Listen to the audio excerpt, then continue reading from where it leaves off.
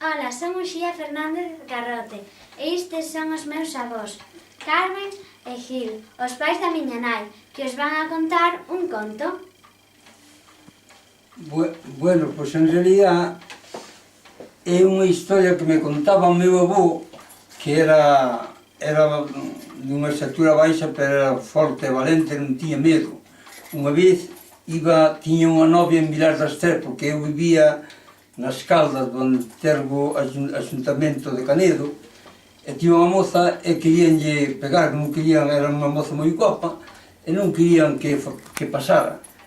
Entonces foron detrás del a pedradas e non lle tuvo medo, envalentonouse e pegoulle a todos. Pero despois, máis arriba, xa cerca de Vilar das Tres, topouse cunha loba moi grande, e dixo, pois eu vou ver a miña moza e non hai.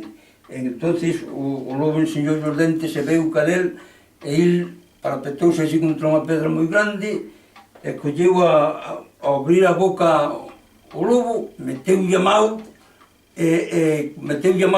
todo o que é a loba e colleulle hasta o rabo e revolveuna, matouna e loitou co lobo. E chegou a Vilar das Tres e contoulle a cousa, non o crían. E pa semana seguinte tiveron unha festa en honor do tío, chamase José, do señor José, do tío José, das Caldas ali.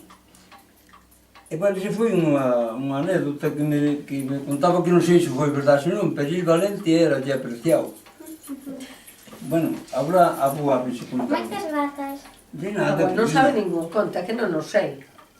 Non queres? Non, é que non o sei.